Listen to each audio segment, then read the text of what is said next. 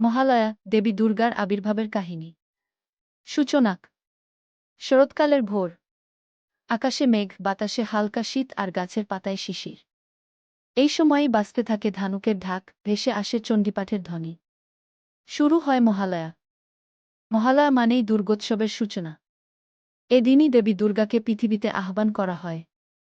আজ আমরা শুনব মহালয়ার আসল কাহিনী, দেবী দুর্গার আহ্বানের এই চিরন্তন গল্প।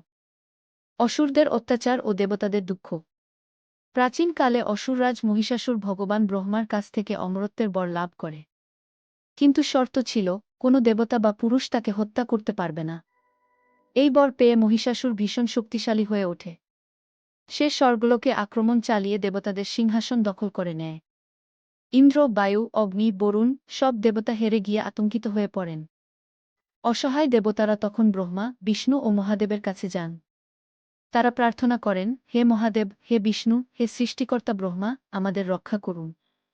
তখন তিন মহাশক্তির মিলিত তেজ থেকে জন্ম নেন এক অসাধারণ দেবী, মা দুর্গা।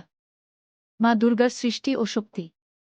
মা দুর্গার রূপ বর্ণনা করা হয়েছে, দশভুজা দেবী, প্রতিটি হাতে দেবতাদের দেওয়া অস্ত্র। শিব দিলেন ত্রিশূল, বিষ্ণু দিলেন চক্র, ইন্দ্র দিলেন বজ্র, বায়ু দিলেন ধনুকবাণ, অগ্নি দিলেন শক্তিশূল, আর বাকি দেবতারাও দিলেন নিজেদের সর্বোচ্চ শক্তি।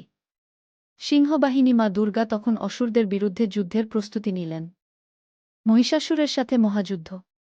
মহিষাসুর নানা রূপ ধরে দেবীর সঙ্গে যুদ্ধ করল। কখনো সে হাতি, কখনো সিংহ, কখনো মহিষ রূপ নিল।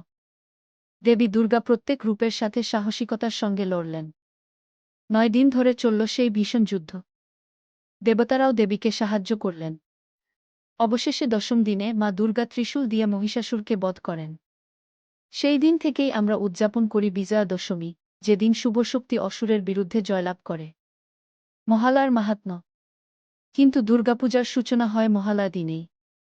এই দিনে ভোরবেলায় পুরোহিতরা পাঠ করেন মহিষাসুরমর্দিনী চণ্ডীপাঠ। এর মধ্যে আছে মা দুর্গার সৃষ্টি, তার শক্তি আর মহিষাসুর বধের মহিমা। বাংলায় এই দিনটি বিশেষ তাৎপর্যপূর্ণ। ভোরের আকাশে রেডিও থেকে বাজতে থাকে বীরেন্দ্রকৃষ্ণ ভদ্রের কণ্ঠে জাগো তুমি বা মন্ত্রপাঠ। লক্ষ লক্ষ মানুষ রেডিওর পাশে বসে শোনেন দেবীর আগমনী আহ্বান। মহালয়া কেবল দেবী দুর্গার আহ্বান নয়, এটি হল এক আবেগ, এক স্মৃতি, এক ঐতিহ্য। অন্য দিক, পিতৃতর্পণ। মহালয়ার আরেকটি দিক হল পিতৃপক্ষের সমাপ্তি।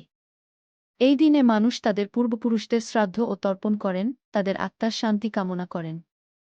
তাই মহালয়া একই সঙ্গে দেবী আহ্বান ও পিতৃতৃপ্তির দিন। সমাপ্তি। তাহলে বন্ধুরা, মহালয়া মানেই কেবল দুর্গাপূজার সূচনা নয়। এটি হল অসুরের উপর শুভ শক্তির জয়, দেবীর আবির্ভাব, পূর্বপুরুষের স্মরণ আর বাঙালির আবেগের এক চিরন্তন উৎসব। মা দুর্গা যেন আমাদের জীবনের সমস্ত অশুভ শক্তিকে নাশ করে শান্তি ও সমৃদ্ধি নিয়ে আসেন, এই প্রার্থনাই করি।